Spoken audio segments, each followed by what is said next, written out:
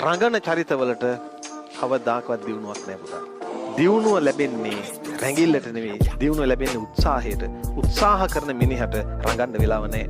උත්සාහ කරන මිනිහට තියෙන්නේ තමන්ගේ දියුණුව පිණිස උත්සාහ කරන්න වෙලාව විතරයි. රඟන්නේ හිස් චරිත.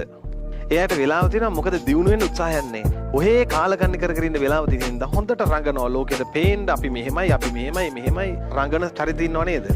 ජීවිතේට පුතා පෙරපිනක් තිබ්බොත් ගොඩේයි. එහෙම නැත්නම් නම් ගොඩ යන්න හම්බෙන්නේ